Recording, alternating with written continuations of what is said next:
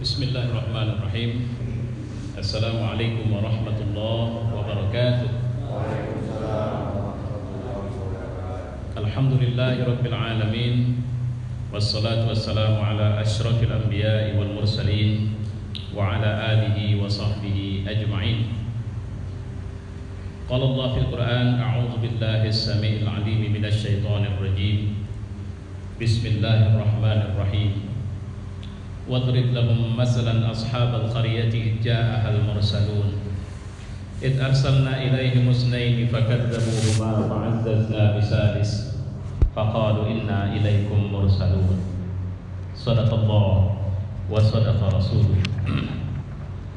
Jemaah yang mulia, alhamdulillah pada kesempatan malam ini pertama saya mohon maaf, seharusnya kita mengaji pekan lalu dan seingat saya akhirnya memang saya tidak ada memberi tausiah pekan lalu, kalau saya tidak khilaf, karena ada sesuatu hal yang saya lakukan. Dan alhamdulillah Allah menetapkan kita untuk bisa bertemu pada malam ini, dan saya ingin mengajak kita mentadabburi surah Yasin dari ayat 13 sampai 29. Terus terang Yasin itu tiap malam Jumat kita baca, tapi saya khawatir kita bukan tidak mengerti ya. Karena kalau dibilang tidak mengerti juga kayaknya enggak juga, cuma enggak ngeh gitu. Jadi setiap kita melintas di satu daerah, kalau hati kita tidak sedang fokus, misalnya di daerah itu seperti inilah banyak orang melintas dari depan masjid, tapi kalau tidak ada beban untuk melaksanakan sholat, ya melintas saja, jadi enggak ngeh. Padahal sebenarnya orang yang melintas misalnya itu sudah dikasih, dengan adanya masjid ada hidayah itu. Jadi ketika nanti mungkin dia wafat sementara dia tidak sholat, Allah tanya kenapa tidak sholat, saya nggak ketemu tempat sholat. Allah buka kembali, nih sekian masjid kau lintasi, sekian, nah kira-kira begitu. Nah sebenarnya saya dari dulu di kampung saya tinggal juga sering saya bilang, saya pingin sekali bukan mentafsir, tapi mengajak kita mentadabburi semua yang kita baca dari wirid Yasin kita itu. Kenapa kita baca ini? Kenapa baca ini? Apa rupanya untungnya? Saya bikin sekali. Nah, salah satunya ini, kalau kita baca Yasin kita memahami, oh rupanya ayat ini bicara tentang ini dan seterusnya. Sehingga masa puluhan tahun kita ikut wirid Yasin, tapi tak tahu kita kenapa kita baca Fatihah di awalnya? Kenapa kulhu? Kenapa qul a'udzu birabbil falaq? Kenapa qul a'udzu birabbin nas? Ada apa dengan ayat suratul Baqarah? Ada apa dengan ayat kursi? Sholawat dan macam-macam itu. Itu penting. Saya belum lihat ada satu buku memang yang menuliskan itu. Dan penjelasan. Artinya penjelasan. Misalnya kalaupun kita panggil ustaz ke wirid, nah babnya adalah sama-sama buka tahtim lagi. Hari ini kita bahas ini. Nah, kenapa kita baca? Karena nanti kalau ada orang yang mengatakan itu bid'ah, misalnya amal ini bid'ah, padahal beda bid'ah sama khilaf. Jadi ada amal khilaf di antara para ulama, ada memang amal bid'ah. Kalau amal bid'ah itu sepakat, semua kita sepakat ya. Pasti kita sama-sama tak setuju. Mau mazhab apapun yang namanya bid'ah, kalau saya mengatakan yang namanya bid'ah itu min usuluddin, dia dari bahagian min usuluddin, dia bagian dari agama. Pokok-pokok agama. Dan yang namanya pokok-pokok agama tak mungkin orang berselisih. Kalau sudah berselisih, itu yang kemarin saya sempat singgungkan, sama seperti Syiah. Ketika saya kemarin kita sudah diskusikan itu apa yang menjadi rukun imannya, apa yang menjadi rukun Islamnya, berselisih kita di situ. Ya sudah, itu pasti ada yang salah di antara dua itu. Gitu. Sama seperti misalnya ada sekelompok orang masih mengatakan dirinya muslim, tapi dia mengatakan ada nabi setelah Islam, setelah Nabi Muhammad, seperti Ahmadiyah Qadiani. Nah, kalau kita mau paham nanti Ahmadiyah Qadiani itu ada dua itu. Ya, satu ikut Aga Khan. Aga Khan itu mengatakan bahwa Mirza Ghulam Ahmad itu bukan nabi, tapi Imam Mahdi. Pun pengakuannya adalah pengakuan yang tidak bisa dibenarkan. Sama seperti ada orang di Belawan apa di Labuhan itu mengaku Imam Mahdi, si Zubair itu, pun tak bisa dibenarkan. Dan saya pernah ketemu dengan pengikutnya Ahmadiyah, saya bilang, apa tugas Mahdi? Dia jelaskan, Mahdinya masih hidup enggak? Udah mati. Nah, lantas kenapa tugasnya belum selesai? Mahdi udah lahir, udah mati, tugasnya belum datang. Bagus kayak Lia Edan. Lia Edan itu memang dihadapinya, syirik-syirik dihadapinya walaupun dia pengakuan dia salah. Nah, ini wilayah-wilayah akidah yang terus terang sekarang harus banyak kita pelajari. Ya. Nah, mari kita lihat pelan-pelan ini. Karena ini diceritakan Allah dalam Quran tentang perumpamaan. Jadi yang namanya perumpamaan, mau tidak mau harus diceritakan kepada umat. Wadrib lahum, dan kasihlah perumpamaan. Buatlah satu perumpamaan. Ya, satu penduduk negeri yang ketika diutus kepada mereka para rasul. Idja'ahal mursalun, diutus kepada mereka para rasul. Id arsalna ilaihi musnaini. Nah, ini dia. Pembangkangan itu sebenarnya kenapa Allah mengazab satu penduduk satu negeri? Itu rata-rata karena mendustakan. Jadi kalau mendustakan, pokoknya aku tidak mau tahu, aku tidak mau ikut kau. Kau sukamu, aku sukaku. Kau jalankan maumu, ku jalankan mauku. Kau jangan ngeributi aku. Nah, kalau bahasa umat Nabi Lut sama Nabi Lut, jangan sok suci kau Lut. Kau pikir bersih kali kau? Siapa kau rupanya? Statement, kalimat-kalimat ini adalah kalimat yang mirip dari seluruh zaman terhadap yang dilakukan oleh para pembangkang terhadap para nabi sampai kepada para ustaz sekarang. Siapa kau? Kau duluan di kampung ini rupanya ketimbang aku. Kau belum lahir, aku udah di sini loh. Itu statement-statement kekufuran itu biasanya. Ya.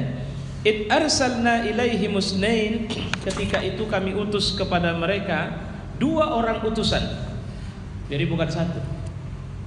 Jadi Allah menceritakan, kasih perumpamaan sama mereka itu, bilangkan kepada para sahabat waktu itu, bahwa kami pernah mengutus ke satu negeri, nabinya itu 2. Fakazzabuhuma, tak ada satupun yang mereka benarkan. Semuanya mereka dustakan. Ya. Maka kami kemudian kuatkan dengan utusan ketiga, yang 2 itu sudah sudah didustakan. Fa'azzazna bisalis, kami kirim yang ketiga. Di sini harus kita baca betapa sebenarnya Allah tidak ingin menghancurkan kita. Allah mau itu kita selamat. Enggak ada orang salah langsung Allah buam hancur habis, sudah binasa, hilang dari peta kampungnya, enggak ada. Saya baca ternyata, ingat Bapak kasus Banjarnegara, tanah longsor. Ternyata itu kampung tiap malam tradisi khamar, zina, bahkan liwat. Laki-laki senang sama laki-laki. Itu ada, saya masih menyimpan artikel. Kalau Bapak mau nanti bisa saya kasih. Ya, bagaimana ternyata di sebalik peristiwa kehancuran itu, ingat nggak kasusnya itu yang ada satu rumah longsoran itu melintasi rumah itu. Kan itu ya. Nah, ternyata di sebalik peristiwa itu memang azab. Penduduk kampung ini sudah tidak peduli dengan kebaikan moral. Tiap malam ada ronggeng istilahnya, yang berujung dengan mabuk. Biasalah kalau sudah ada anak-anak keyboard kalau kita di sini, ujung-ujungnya anak muda dari mana-mana datang. Nah, laki-laki perempuan senang-senang zina, khamar, macam-macam menjadi kebiasaan masyarakat kampung itu. Tak bisa dibilangi. Tingkatnya sampai tidak bisa dibilangi. Jadi saya ada tulisan orang yang menceritakan di sebalik peristiwa itu. Ada satu orang yang dia selamat, anak muda, 8 jam di dalam tanah. Coba bayangkan, rasional nggak? 8 jam tertimbun tapi masih hidup. Diwawancarain di salah satu televisi, dia jawab bahwa selama 8 jam itu bibirku tidak putus mengucapkan istighfar dan aku terus berupaya keluar. Jadi berupaya itulah tawakal dia sama Allah. Jadi cuma 2 kuncinya, minta ampun, tawakal. Itu yang dikasih Allah, atau di pelajaran yang bisa kita dapat dari cerita cerita di seputar yang terjadi pada anak-anak kampung Banjarnegara. Kita balik kemarin. Faqalu inna ilaikum mursalun. Yang ketiga ini langsung bilang, aku diutus. Mursalun maknanya apa? Aku enggak karena kemauanku. Yang nyuruhku kemarin jumpain kalian ini Allah. Saya datang sama bapak, Pak, saya bukan cuma ustaz, Pak. Ini contoh ya, bukan enggak, nauzubillah min zalik. Saya bukan rasul dalam arti kata itu. Tapi Allah utus saya, Pak, untuk ngingatin bapak-bapak, awas. Jangan macam-macam. Nanti Allah bisa marah. Kata-kata jangan macam-macam, jadi nanti Allah bisa marah. Kalau sekedar analisa saya, Bapak bisa bantah saya. Kalau ini sekedar karena saya khawatir, nanti bisa celaka loh Pak. Ini kayaknya datang azab Allah nanti. Kalau masih kayaknya bahasanya, azab Allah bisa datang, belum tentu datang. Ya, yang perlu saya sampaikan adanya statement mereka, inna ilaikum lamursalun.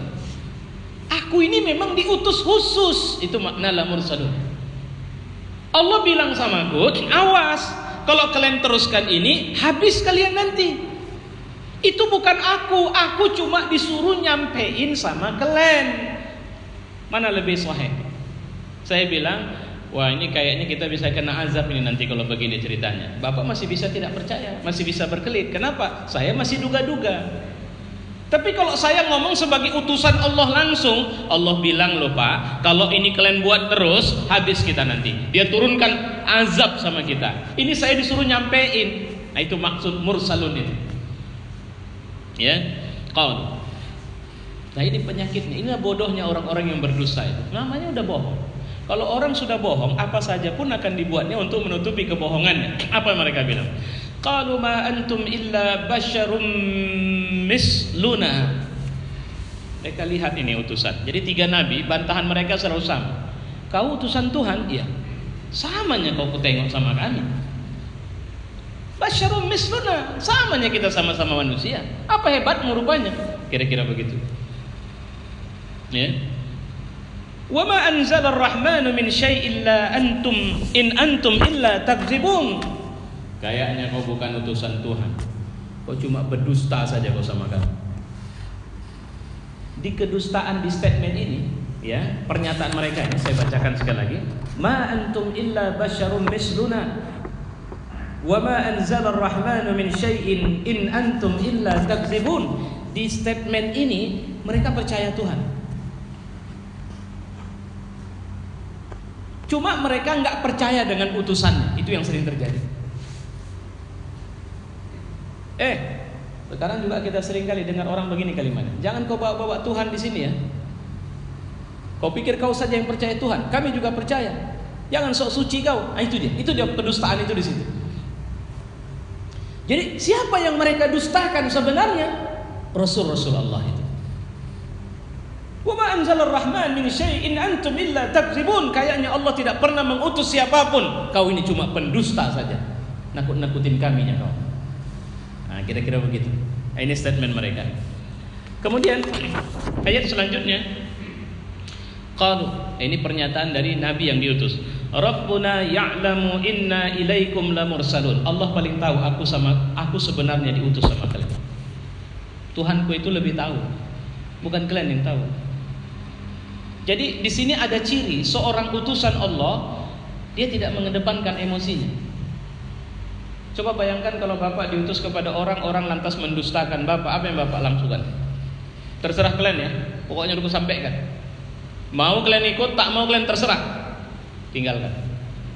Ini tidak, dia masih menyampaikan. Kenapa? Karena Allah tidak suruh dia berhenti. Tidak ada orang tua yang bilang sama anak, sukamu, buat, pokoknya udah ku sampaikan sama aku. Tidak ada.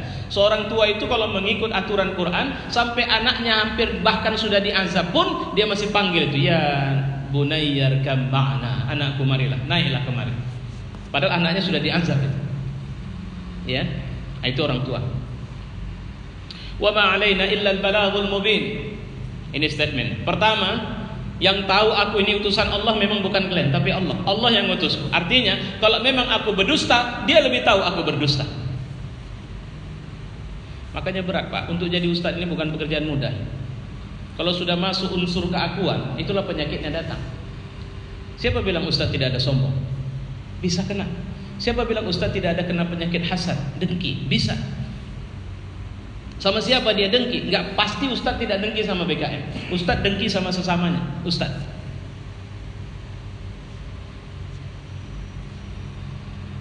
Saya dekat sama misalnya pejabat.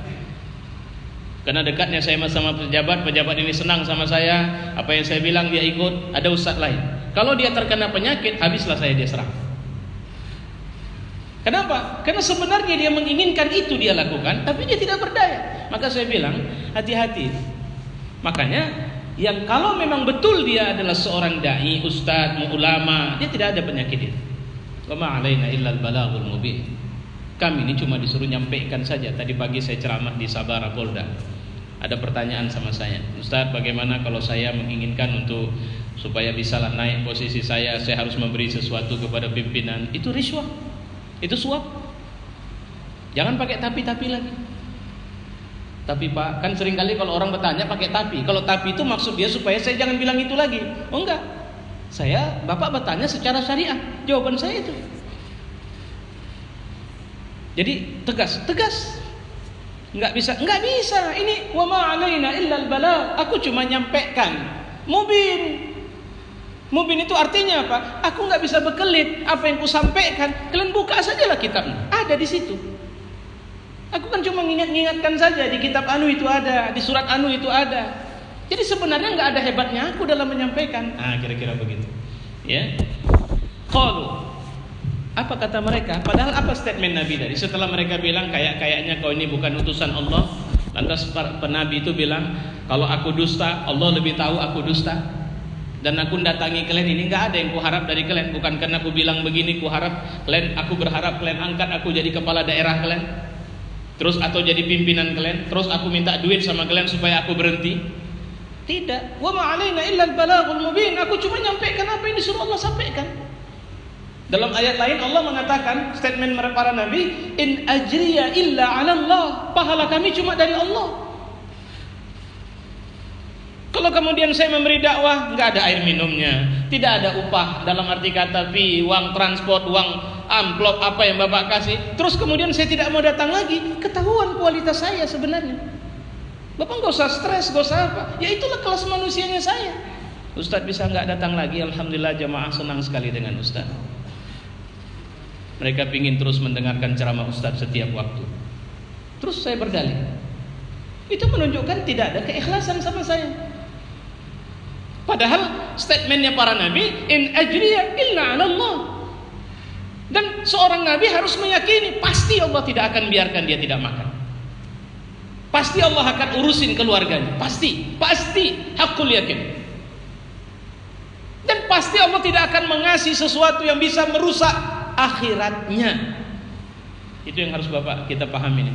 Apa maksud merusak akhirat? Dikasih berlebih. Penyakit kita ini merasa aman kalau duit banyak, padahal nggak kepake.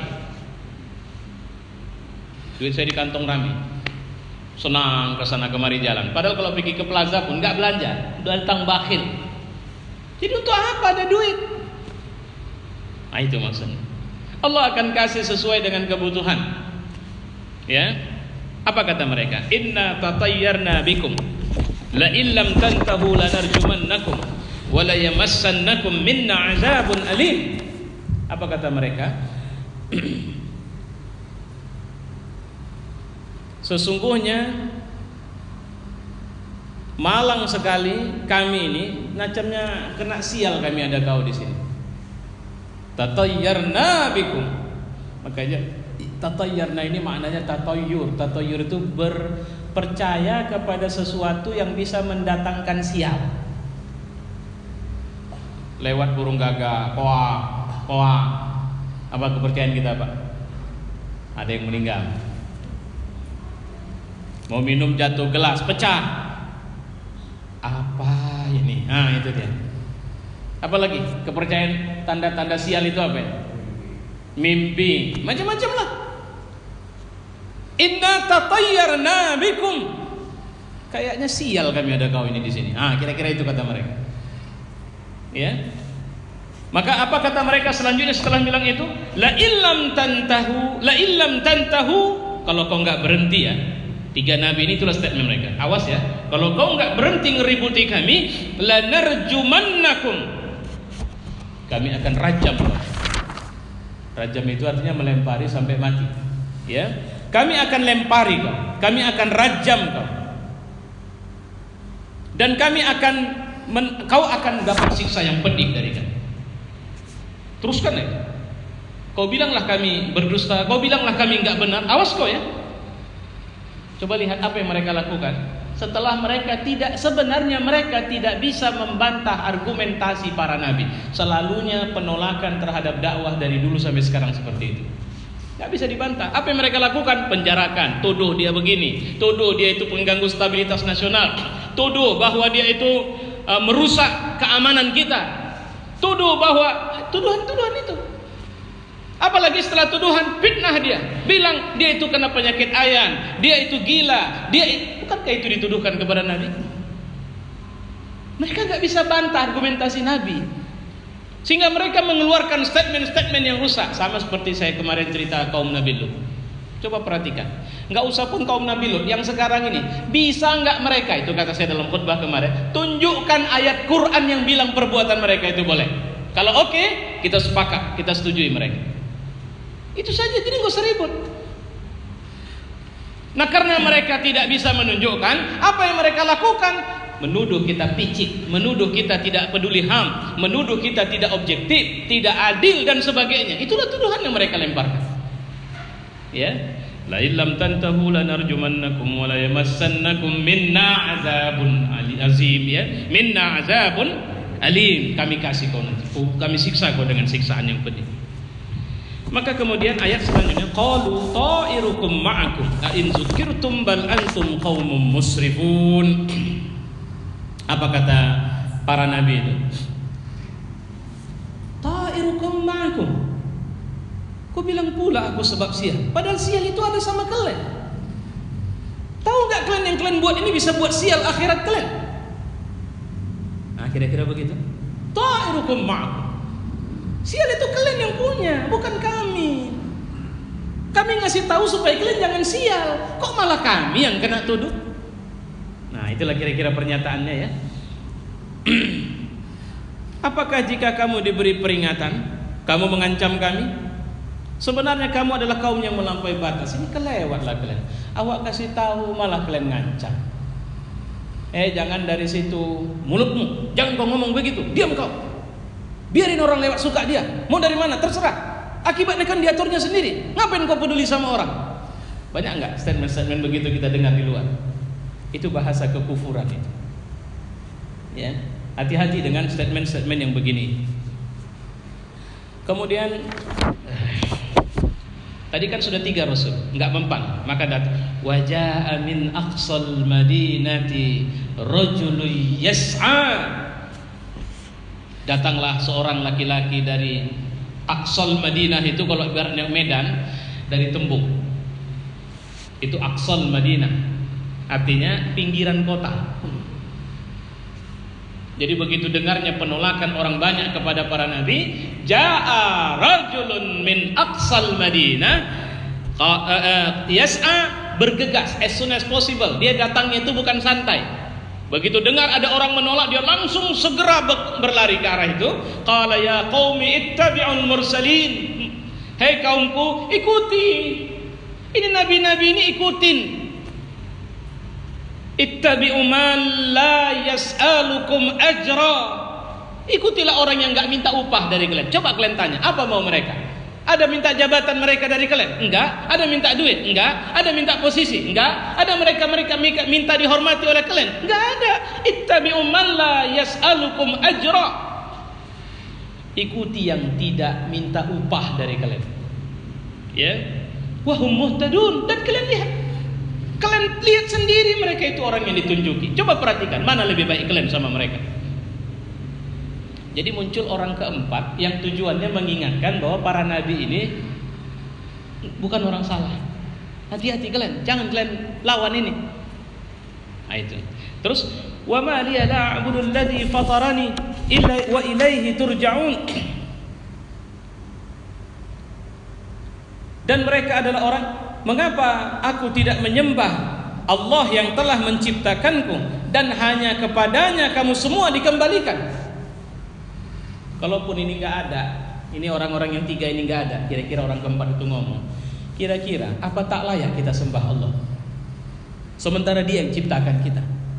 Siapa bilang hidungmu milik? Allah yang ciptakan. Rambutmu, tanganmu, kakimu, semua Allah yang ciptakan. Dan kita akan kembali kepada Dia. Jadi ada satu ilmu yang masih dipercayai mereka dari statement ini, bahwa sebenarnya mereka percaya mereka akan mati dan kembali kepada Allah. Jadi jangan kalian bantah itu utusan Allah. Gitu. Ittakhadhu min dunihi alihatan yuridinir rahmanu bidurrin la tughni anni syafa'atuhum syai'a wa la yunqazun. Ikutlah orang yang tidak meminta upah kepadamu dan mereka mendapat petunjuk. Tadi sudah kita lihat. Mengapa aku menyembah ilah-ilah selainnya? Jika Allah yang Maha Pemurah menghendaki kemudaratan terhadapku, niscaya syafaat mereka tidak memberi manfaat sedikit pun bagiku, dan mereka tidak pula bisa menyelamatkanku. Ya, ittakhadhu min duni alihatan yuridinir rahman bidurrin. Kalaupun aku ikut, misalnya saya sekarang, nauzubillah, orang sekarang ngikutin patung, kalian ikutin itu, kalian sembah patung itu. Yuridinir rahman, jika Allah berkehendak, bidurrin, kalian celaka, la tughni anni syafa'atuhum syai'a wa la yunqazun. Itu patung tidak bisa memberi pertolongan sama kalian kalau Allah mau menghancurkan kalian. Kira-kira begitu. Kenapa kau tinggalkan Allah sebagai pemberi rezeki? Apa kau pikir orang yang memberi rezeki kepadamu bisa menyelamatkanmu dari marah Allah satu hari nanti? Ini orang keempat yang datang. Inni amantu bi rabbikum fasma'un. Ya, sesungguhnya kalau begitu aku pasti berada. Sesungguhnya aku telah beriman kepada Rabbmu, maka dengarkan aku. Kayaknya min aqsal Madinah ini tokoh ini. Ini orang yang didengar ngomongnya ini kayaknya. Karena dia bilang begini. Kalimat dia ini. Inni amantu bi rabbikum. Kalau kalian enggak percaya, aku udah beriman. Ini apa yang dibilang orang ini, aku percaya. Ya. Pas ma'un, maka dengarkan ini. Ini yang terakhir. Kalau nabinya tidak bisa didengar, maka ada orang yang mereka segani ternyata sudah menyatakan keimanan. Kalian dengar? Tapi apa kata mereka? Ini orang, sebelum kita, ini episodenya berubah, lari. Karena dia tadi mengingatkan hari akhir, maka orang yang inni amantu bi rabbikum fasma'un. Kalian lihat, aku beriman kepada Tuhan kalian itu. Siapa? Kenapa dia bilang bukan bi rabbi, kepada Tuhanku, tapi Tuhan kalian? Karena orang-orang yang membangkang itu percaya dengan Allah. Karena orang-orang yang membangkang itu tahu mereka akan mati dan kembali kepada Allah. Maka dibilang aku percaya sama Tuhan kalian itu. Nah itu kira-kira. Makanya episodenya la dukhulul jannah. Orang yang percaya ini akhirnya dibilang kepada mereka, masuklah kalian ke dalam surga. Qala ya laita qaumi ya'lamun. Aduhai celakalah. Kalau saja celakanya ini bukan ya laita, ini pernyataan kesal. Ya, makanya dalam Quran itu ada kalimat begini. Ya wailana man ba'asana. Itu kalimat kesal kali. Nah gitu. Ya wailata laitana lam attakhiz fulanan khalila. Kalau lah enggak si anu ku jadikan sebagai teman. Ya Allah sayang. Ya wailana kuntu turaba. Kenapa enggak jadi tanah saja aku? Kenapa aku jadi manusia yang akan ditanya Allah? Ya. Maka mereka mengatakan apa? Ya wailata qaumi, ya laita qaumi ya'lamun. Cobalah kalau mereka tahu aku masuk surga. Ya Allah, sedih kalilah mereka itu. Padahal mereka sudah percaya Allah, padahal mereka percaya mereka akan kembali kepada Allah. Tapi kepembangkangan yang mereka lakukan pun sudah dikasih tahu. Bukan cuma satu nabinya, 2, 3, bahkan aku pun ikut ngingatin. Tapi mereka tidak mau beriman kepada Allah. Nah, ini diingatkan dalam surat Yasin. Bima ghafara li rabbi wa ja'alani minal mukramin. Apa yang menyebabkan Rabbku memberi ampunan kepadaku dan menjadikan aku termasuk orang yang dimuliakan. Wa ma anzalna ala qaumihi min ba'dihi min jundin minas sama wa ma kunna munzilin. Dan kami tidak menurunkan kepada kaumnya sesudah itu satu pasukan pun dari langit, dan tidak layak kami menurunkannya. In kanat illa sayhatan wahidatan fa idahum khamidun. Kecuali tidak ada siksa atas mereka melainkan satu teriakan saja, mereka pun mati semua. Jadi setelah para nabi itu hilang, Allah nggak ngasih siksa macam-macam, bukan cuma ada satu teriakan saja, sayhatan fa idahum khamidun. Itu yang kita harus hati-hati. Besar-besar, mohon maaf saya bukan artinya besar-besar, kokoh-kokoh rumah kita. Kalau Allah goncang kira-kira 7, 8 atau 9 skala Richter, apa yang terjadi sama rumah kita? Illa sayhatan wahidah, cuma dengan satu teriakan saja, fa idahum khamidun. Apa susahnya sama Allah untuk hancurin kita? Bumi ini saja pun tidak ada artinya dibanding dengan luasnya semesta raya ini. Nah itu. Ini satu cuplik cerita tentang orang yang disebutkan dalam surah Yasin. Siapa mereka ini? Disebutkan para ulama salaf mengatakan bahwa negeri mereka itu adalah Antakya. Jadi ada satu Antakya nama negerinya. Walaupun pendapat ini sangat lemah. Ketika Al-Masih mengirimkan, jadi ini prosesnya antara Nabi Isa ke Nabi Muhammad. Jadi sekitar 600 tahun sampai datangnya Nabi Muhammad. Itu banyak peristiwa yang diabadikan dalam Al-Quran. Yang pertama, Ashabul Kahfi. Ashabul Kahfi itu adalah orang yang hidup antara Nabi Isa ke Nabi Muhammad SAW. Dan mereka beriman kepada Nabi Allah Isa Al-Masih. Kedua, Ashabul Ukhdud. Orang yang beriman kepada Allah, yang oleh rajanya dibuatkan satu lubang, dibakar api, dan mereka suruh milih, mau terus beriman kepada Allah. Kalau memang mau terus beriman kepada Allah, masuk kalian ke dalam api. Itu antara Nabi Isa dan Nabi Muhammad SAW. Yang ketiga ini, ya, orang yang diingatkan dengan 3 nabi, dan ada orang keempat yang datang mengingatkan mereka. Antakya adalah negeri yang sama ketika Nabi pertama kali beriman kepada Nabi Isa. Merupakan salah satu dari 4 negeri, Antakya, Al-Quds, Iskandaria, Rumia, dan setelah itu adalah Konstantinopel, yang mereka ini sudah dibinasakan. Bagaimana cara membinasakannya? Kita mendengar tadi, in kanat illa sayhatan wahidah. Mereka disiksa dengan satu teriakan saja. Wallahu a'lam bishawab. Jadi ada orang yang memang Allah itu nyiksa unik-unik. Ada yang disiksa itu cuma dengan mengirimkan angin dingin. Kalau saya tidak khilaf 8 hari 9 malam. Wallahu a'lam bishawab. Itu dalam Quran disebutkan ya. Kalau kita hujan saja terus kayak yang lalu itu. Kalau saya kemarin yang lalu yang sempat berapa hari hujan itu udah ketulang rasa dinginnya. Ini 8 hari 9 malam Allah kirim memang spesial angin dingin yang akhirnya mereka mati beku di rumah mereka. Satu kampung, satu wilayah. Kita sudah bisa melihat satu wilayah itu di Medan ini. Jadi bisa saja di sini hujan, sana tidak. Satu daerah ini yang Allah kenakan. Begitu kira-kira. Ya. Pendapat yang mengatakan bahwa kisah tersebut terdapat dalam Al-Quran adalah kisah sahabat Nabi Isa berdasarkan keterangan di atas itu lemah. Karena lahiriah siyak Al-Quran menunjukkan bahwa para rasul di sisi adalah dari sisi Allah. Wadrib lahum masalah. Ini perumpamaan ashabul qaryah ija'ahal mursalun arsalna ilaihim musnaini fakazzabuhuma fa'azzazna bisalis faqalu inna ilaikum mursalun. Mereka menolak ketiganya, sementara Nabi Isa itu ya satu, tidak tiga, ya. Dan mereka menganggap ketiganya sebagai orang biasa di antara mereka. Sebagaimana dikatakan umat yang kafir kepada para rasul, mereka menganggap bahwa Allah tidak mungkin mengutus manusia biasa sebagai rasul. Sama kayak kita ini masih mengidap penyakit orang jahiliyah dulu itu. Kalau ustadz baru hebat kalau bisa ngobatin. Ini kan sisa pengaruh kaumnya Nabi Isa. Nabi Isa itu nabi memang jangankan ngobatin, orang buta bisa dia sembuhkan. Ya, jadi kalau saya ceramah ini bapak bilang ustadz saya kena penyakit ini. Oh iya pak sebentar. Saya kasih, ini saya yakin pengajian kita di masjid nggak cukup orang ini. Berlimpah orang datang kalau saya mengaji. Kenapa? Karena setiap selesai pasti saja ada orang datang mengeluhkan penyakit dan minta diobati. Jadi bukan karena mau dengar ceramah saya, ya. Nah, itu bentuk-bentuknya apa mereka.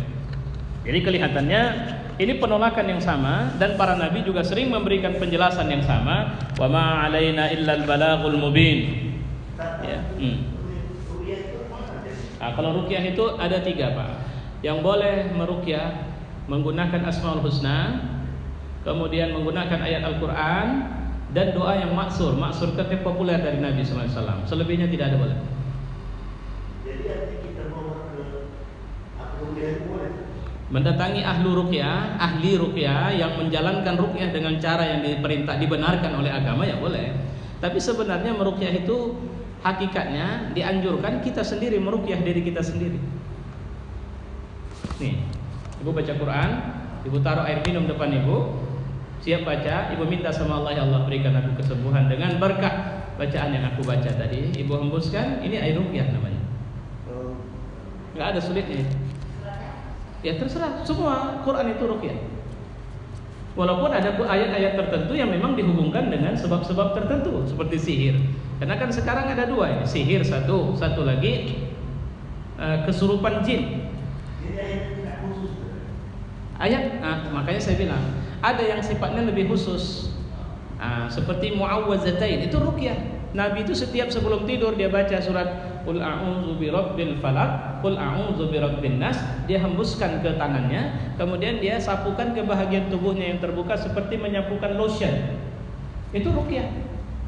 Nabi tidak pernah meninggalkan sampai dia meninggal.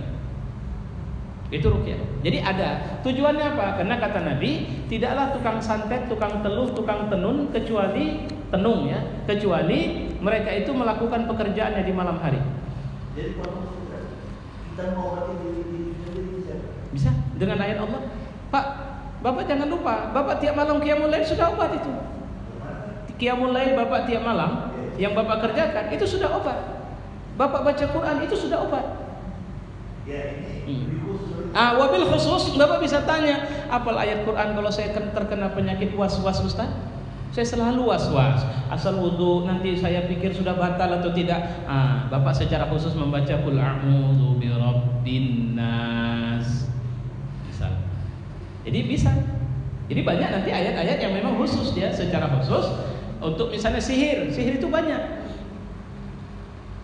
Ya, hipnotis itu masuk bab sihir. Tapi Pak Ustadz, apakah kenapa ya ada orang dia sudah hafal Quran ini itu tapi kenapa masih kena sihir? Jawabannya nggak usah dia, Nabi aja masih kena. Jadi kalau ceritanya itu, apa sebab-sebab seorang bisa kena? Ya, ingat ayat Waranik, Nabi pernah sempat membacakan satu ayat yang dimasukkan setan, tup langsung Jibril balik lagi tup. Bisa kena, bisa kena. Siapa bilang tak bisa? Nah, saya punya pengalaman Pak. Ini sangat jarang saya cerita. Kalau Pak Erwin tahu waktu pemekaran Pak, itu kan luar biasa itu di Dewan waktu itu. Saya merasakan ada sesuatu pada saya waktu itu. Karena saya tergolong orang yang menolak. Jadi ada kelompok pro, kelompok kontra. Pulang dari sampai jelang maghrib, saya sampai di rumah. Lepas salat maghrib saya baringkan wajah karena capek kali, bukan capek badan aja, pikiran pun capek. Pada saat saya geletak itu Pak, saya seperti sedang ditarik itu, perasaan saya sedang ditarik untuk dihadapkan ke dinding dan berteriak. Itu pintu masuk. Jadi pada saat itu saksinya istri dan anak-anak saya. Pada saat itu saya melawan itu, saya sedang tidak tidur, saya tidak tidur. Saya melawan sampai terakhir membilangkan Allahu Akbar. Setelah selesai ucap Allahu Akbar, saya pun duduk. Istri saya bilang, kenapa Bang? Enggak, ambilkan air minum saja. Saya meyakini dan saya sampai sekarang saya masih ingat peristiwanya. Ada sesuatu memang waktu itu di kantor yang saya melihat ada gelagat aneh seseorang terhadap saya. Itu yang saya lihat. Semoga dugaan saya salah dan semoga Allah mengampuni saya, dan kalaupun dugaan saya benar semoga Allah mengampuni orang itu. Ya. Dan itu kenapa? Karena dia di samping saya duduk dan membaca-baca. Dengan sampai saya perhatikan apa yang dia lakukan ini. Saya tidak tahu. Nah, maghrib, efeknya kena di maghrib. Jadi dari maghrib sampai jelang subuh itu kerjaan mereka ya. Masuknya itu unsur itu. Itu kalau misalnya saya langsung ingat, pernah nggak memperhatikan ini, jadi lari ngaji kita ya, orang kesurupan itu awalnya biasanya jerit, wah, terus langsung mulailah. Itu pintu masuk. Dia bagaimana? Dia ibaratnya membuka ruangnya dalam ruh kita. Alhamdulillah tidak terjadi.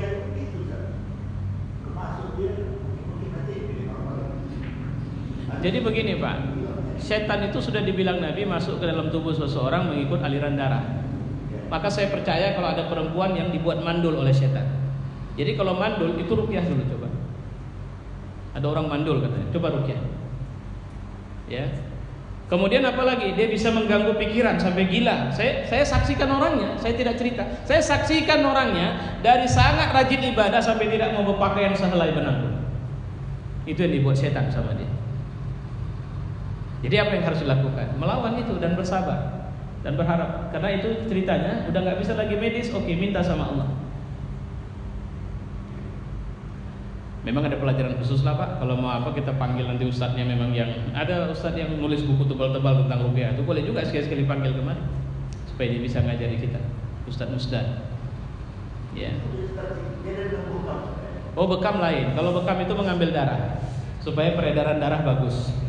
Nah, kalau bekam saya rekomendasi lah.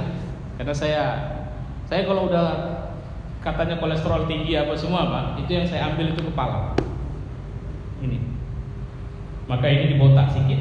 Kemudian cantuknya ditaruhkan, itu dalam bentuk mangkok sekarang. Nah, kemudian tarik darah.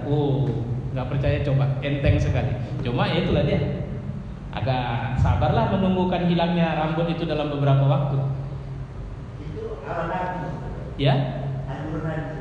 Oh, itu sunnah Nabi SAW. Nabi itu paling lambat sebulan sekali. Dan di waktu ini, waktu bulan purnama, itu waktu terbaik. Jadi pada saat itu waktu terbaik. Dan itu sehat. Jadi kepala itu Pak, saya pernah bincang sama yang ahli bekam itu, apa kata dia? Ustaz jangan khawatir. Ini nyayat disayat, saya pakai decision disayat waktu itu. Jadi coba beli kepala disayat Pak. Nah, ternyata latihannya dia katanya balon itu Ibu. Jadi balon itu belajar sayat, menyayat balon tapi tidak pecah balonnya. Nah, kalau udah bisa begitu, baru bisa bekam kepala. Nah, itu kata beliau. Tapi memang saya tidak sekali dua bekam kepala, alhamdulillah. Tapi apapun ceritanya itu ikhtiar. Allah saja yang menyembuhkan. Ya, walaupun itu sunnah. Ada yang lebih bagus lagi yang kita tak pernah terapkan, makan kurma tiap hari 7 butir. 7 biji. Tapi ajwa. Itu dibilang Nabi, kurma ajwa ini kalau dimakan 1 hari 7, itu bisa menolak sihir. Itu hadis sahih. Kurma ajwa. Ya, dibilang. Tapi jangan lupa ajwa itu tidak satu model, banyak model ajwa. Ajwa ini sebenarnya kurma yang dia ditanam dan tumbuh di Madinah. Jadi ada yang modelnya kecil, ada yang modelnya besar, macam-macam. Kalau saya lupa ada berapa model itu kurma ajwa. Jadi jangan bilang, saya bawa ajwa tapi kok nggak kayak. Memang ajwa itu macam-macam. Ya. Dan selalunya kurma itu kan dia tumbuh atau dia berbuah di bulan Ramadan. Sama kayak kita dulu kalau udah datang bulan Ramadan, rambutan berbuah, durian berbuah. Sekarang udah tidak, tak jelas lagi entah kapan musimnya. Yang penting pergi ke tempat tukang buah sajalah. Nah, adalah semua di sana kalau kita mau. Nah, kapan berbuahnya tak tahu. Kalau dulu ingat kali saya itu kalau sudah masuk bulan Ramadan, rambutan pun Masya Allah, artinya bumi masih berkah. Nyambut betul orang itu Ramadan. Nah, kasarnya begitulah kira-kira. Baik, ada lagi atau sudah masuk? Iya Pak, silakan.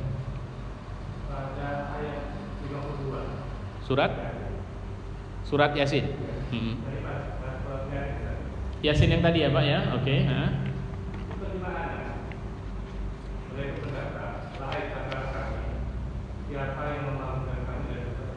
Oh ya.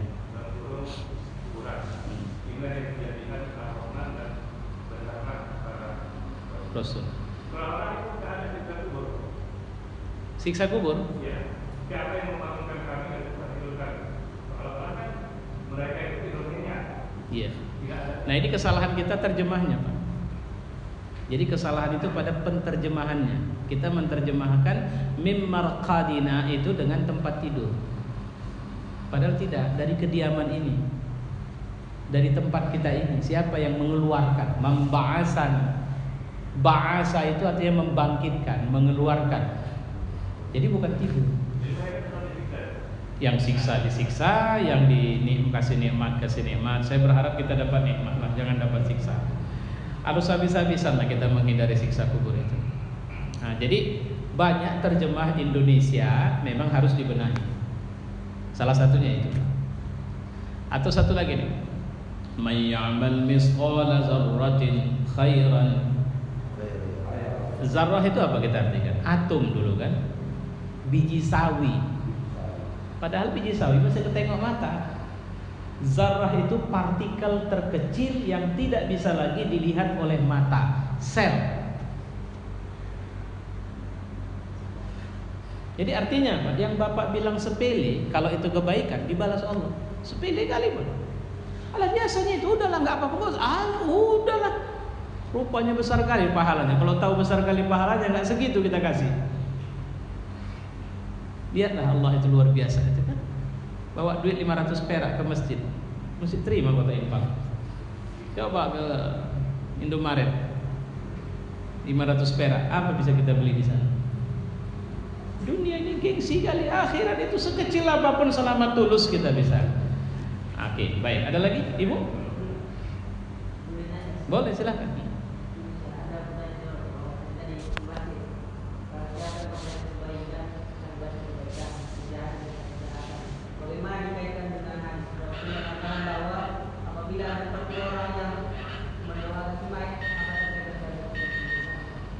Ya, ada hadis memang. Kayaknya hadis itu tidak salah. Pertanyaannya sekarang, 40 orang mukmin. Jadi bukan 40 orang aja ya, 40 orang mukmin. Mukmin itu orang yang percaya Allah, tidak menduakan Allah. Mereka, masya Allah. Kalau saya saksikan misalnya almarhum Ustaz Mas'ud, itu ribuan. Saya kira ribuan itu. Ada bapak ikut, saya ikut salat jenazah. Mayoritas yang mensalatkan itu orang-orang pilihan, para ustaz, para muallim. Nah, jadi babnya, kelas beliau itulah. Jadi bukan 40 orang saja. Kenapa Pak? Belum tahu Bapak? Masya Allah, udah lama Pak. Sudah istrinya pun lagi meninggal. Istrinya pun lagi baru meninggal kan. Jadi setahun jaraknya kalau nggak silap. Tak sampai setahun istrinya sudah menyusut. Ya. Ustaz Mas'ud. Iya. Ya guru di sini makanya saya ingatkan. Ya kalau belum tahu, baru saja, baru lagi. Iya betul. Kena gula katanya. Ya. Jadi ada lagi satu dianjurkan kalau mensalat jenazah jangan tengok jumlah, tapi safnya bagi 3. Jangan tengok jumlahnya. Jadi salat jenazah ini tidak penting penuh di depan. Ada pengaturan khususnya. Ya, walaupun sunnah itu tidak merupakan sunnah yang kalau tidak kita kerjakan seperti itu maka salahlah kita tidak. Ya, cuma nanti jenazah, imam, ini saf ini bagi 3. Itu ada sunnahnya. Salah satu yang bisa membantu keringanan dia di hadapan Allah. Jadi bukan langsung pasti bebas. Itu nggak urusan kita ya. Urusan Allah. Saya kira itu. Hitungan dalam sholat. Hitungan apa maksudnya Bu? Oh enggak, masuk hitungan itu insyaallah. Ibu orang mukmin kok bahasanya. Dalam kesaksian saja perempuan ini yang kesaksiannya tidak bisa sendirian. Minimal 2 orang.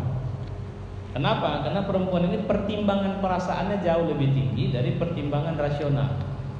Ibu pergi ke pajak, pulang bisa rame ibu buat di rumah. Kenapa? Bang katanya adalah orang nyulik anak dipotong lehernya. Di mana? Itu pula lah aku nggak tahu. Kapan? Nggak jelas pula. Tapi ceritanya kita nyeritain udah serius sekali kan. Tapi saya sering istri saya tanya, kapan kejadiannya? Oh tak aku tanya pula. Di mana? Itu pula yang nggak ditanya. Terakhir saya bilang jangan sampaikan berita kalau belum jelas. Nah itu sifat perempuan itu cepat kali dia mudah dikecoh hatinya. Enggak. Insya Allah masuk lah. Cuma memang bab wajibat mensalat jenazahkan seseorang mukmin itu memang ke laki-laki bukan ke perempuan, kecuali tidak ada laki-laki di situ. Jadi apakah perempuan boleh tidak? Memang tak dianjurkan ikut serta ke kubur, tak dianjurkan. Tapi kalau mau silahkan. Nah itu babnya. Nah, kenapa? Karena perempuan menghadapi peristiwa kemalangan, jangankan kemalangan, nonton film sedih saja udah menetes air matanya. Itu masalahnya. Nonton film Turki sekarang kan film Turki, kalau dulu telenovela sekarang Turki pula. Udah bercucur-cucur air matanya. Yang main sudah senang-senang dapat gaji, awak menetes air mata dibuat. Nah itu. Saya pikir itu ya, insya Allah ada manfaat bagi kita nanti. Iya Pak, silakan. Tadi masih 3 kan, bukan ganjil. Ya 3 itu kan 3 saf Pak. Kan ganjil saf itu akhirnya. Makanya katanya boleh 5. Maksudnya kalau lebarnya nggak muat Ustaz. Gimana maksudnya? Pokoknya banyaknya slab kan penuh kan. Dari 3 banyak kali kan. Jadi 5 gitu kadang nggak muat kan paling lebar gitu. Belum nyambung saya Pak. Artinya bagi jadi 5 ini maksudnya anggota yang sholat 5 orang gitu. Oh iya, ya artinya begini Pak. Maksudnya kan tadi bicara saya ini perlu diluruskan ya. Sedikit-dikitnya 3 safnya. Dan ambillah sebanyak-banyaknya dalam posisi saf ganjil. Begitu. Jadi maksud saya kalau jumlah orangnya sedikit, 6 orangnya bagi 2, 3 safnya. Kalau banyak baru atur ganjil safnya. Nah, begitu. Nah, baru nyambung saya. Nah, baik. Mari kita tutup dengan doa. Alhamdulillah rabbil alamin wassalatu wassalamu ala asyrafil anbiya'i wal mursalin wa ala alihi wa sahbihi ajma'in.